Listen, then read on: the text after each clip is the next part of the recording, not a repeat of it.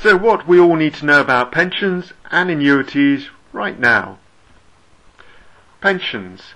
A pension is a regular payment made by the state or a pension scheme to people at or above the official retirement age. Now, the official retirement age in 2011-2012 tax year is 65 for both men and women. But you can draw down some pension benefits from your own pension fund from the age of 55. One can accumulate a number of pensions during one's working life. The main pensions available are state pension, occupational pension, a personal pension, a self-invested pension plan, known as a SIP, and a stakeholder pension, and we'll review each of those in turn. State pension. This is funded by employers and employees through national insurance, which for most of us is 12% of our current earnings. So in excess of £139 up to £817 per week, national insurance contributions will be deducted from our salary, our earnings, representing 12%. In the 2011-2012, the basic state pension is only £102.15 per week, or £5,311 per annum, or £163.35 per week if you're a couple. So not a significant sum of money.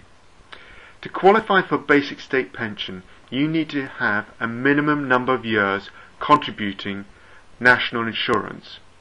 If you're retiring after April 6, 2010, this will be 30 years.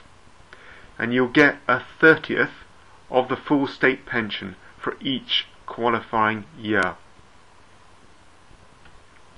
Occupational pension. These are usually where both employer and employee make contributions into the pension plan, and these normally are the best value for the employee. Should you leave your employment, you may still leave your pension intact with them. It will continue to grow, although neither you nor your past employer will add any further capital into the pension plan. Personal pension plans. These usually involve the plan holder paying money into an insurance company for investment in an insurance policy. It will be invested in both bonds and shares, which means that it will be safe, relatively safe, not volatile, but the growth could be not as great as can be found elsewhere. You may be able to influence where your contributions are invested. They will be much more limited than in a self-invested pension plan. Self-invested pension plans allow the plan holder much greater freedom as to where they'd like to invest. You may decide to invest in different funds, investment trusts, shares, or you can appoint a fund manager or stockbroker to manage this. The advantages of personal pension plans and SIPs are that they are mobile. So if you change your employment or intend to in the future reasonably regularly, you can continue paying into these personal pension plans and SIPs. You need to approach an approved provider such as a stockbroker, fund manager, pension consultant or insurance company. But one point to note is that SIPs are not yet fully regulated by the Financial Services Authority. Stakeholder pensions. These are designed to be flexible, provide value for money and offer security.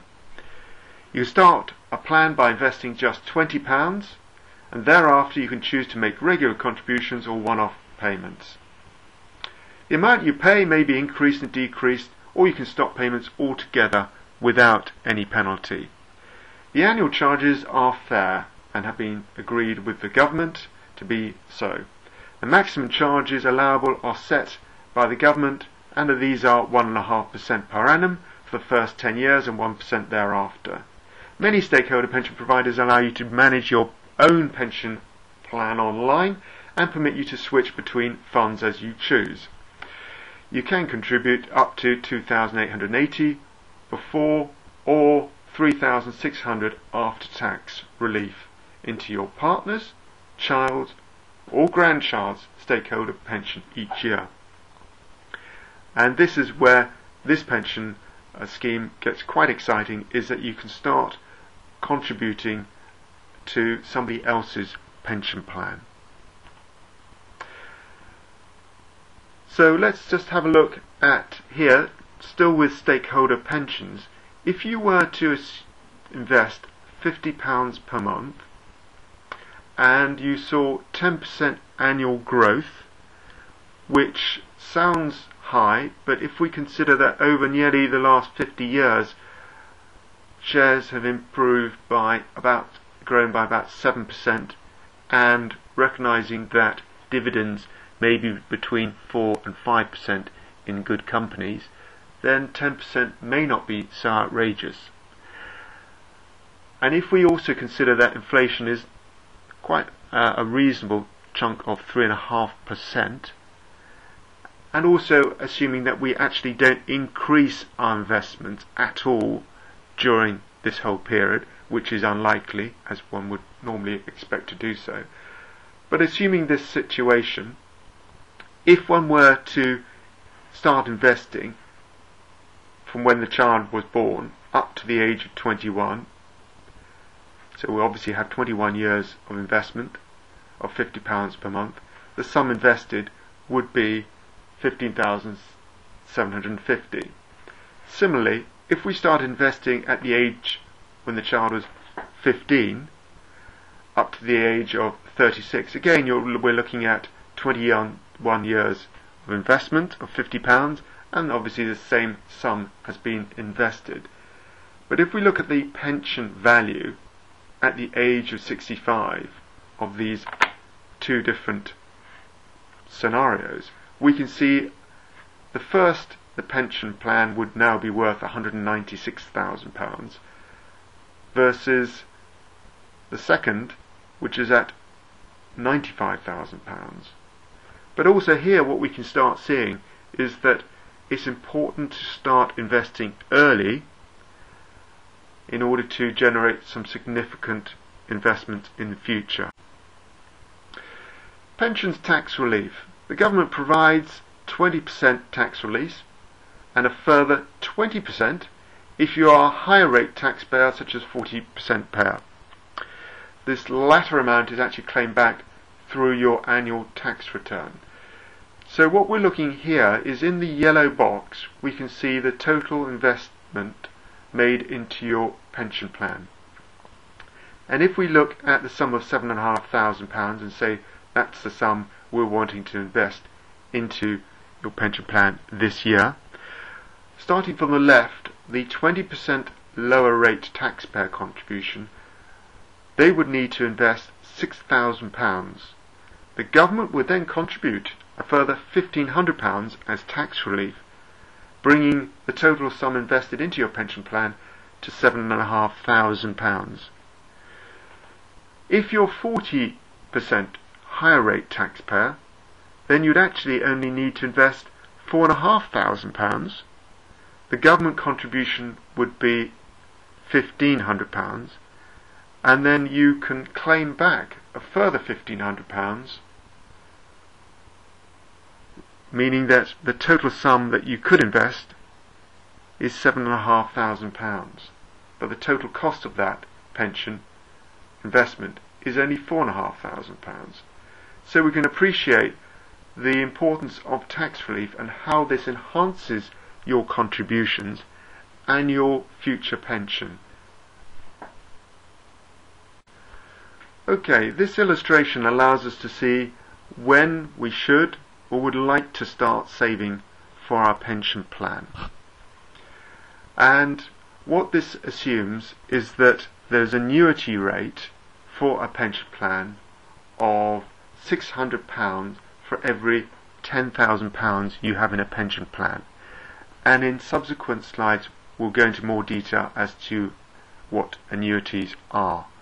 But once you have a pension plan and you want to convert that into a sum of money at age 55 or above, then you can exchange your pension plan for an annuity. And we are assuming here that for you the annuity has been calculated at £600 for every £10,000, or 6%. The annual fund manager charges are usually between 1.5% or down to 1%. We're assuming 1% here. In this pensions calculator, you can change all the boxes in light yellow in the download tool, so it's very flexible. Then if we look under this column here at the age of your starting your pension plan at 20, and let's assume that you're looking to retire at 65, so you've got 45 years contributing to the plan. We're assuming here that there's no one-off contribution, but we are saying that the monthly net contribution in the first year is going to be £150. Then that's grossed up to £188, taking tax relief into account at 20%. Then what we're saying here, I've entered 5% contribution increase annually from 20 to the age of 65, and we're assuming that the investment's going to grow at 7% annually. In this scenario, the total pension plan value will be worth just over £1 million at the age of 65, which could generate a pension, if the annuity rate is £10,600 for £10,000 rate, 6%, of £65,279. Now, if we were to delay starting a pension to the age of 30, and assuming the same contributions and the same growth rates, then we can see our total pension plan value is actually less than half of what it was just 10 years earlier, if we'd started 10 years earlier. So unfortunately we need to take into account inflation, and what we've entered here is that we've assumed a 2.5% inflation each year up until the age of 65. And taking inflation into account, in this first example, assuming we start contributing to our pension at the age of 20, our actual pension plan value won't be worth £1 million, over £1 million at the age of 65. When we're 65, yes, it will be £1 million, but the actual spending value of that sum of money will be actually £376,000, and that will actually give us a pension with a spending power of £22,500, which is still a substantial sum of money. But it's important that we don't think that we're actually going to be getting £65,000 in terms of today's spending money. If we look at the age of 30, we can see that actually if we wanted to enjoy the same £22,500 pension in today's spending power when we come to retire at the age of 65, we actually need to increase our monthly net contribution in the first year to £259. And by doing that, we can see that now our pension plan will be worth £22,500. We're still going to be increasing our contributions annually by 5%, and still we're assuming the net investment is going to grow by 7%, although you can change these assumptions around. But what we can see here is that if we actually left starting a pension to the age of 40, we'd actually need to start our monthly contributions at £488 if we're going to end up with a pension plan value of about £22,500. This is the end of part 1, pensions and annuities. Now click on part 2, found in Managemoney4life.com. Thank you.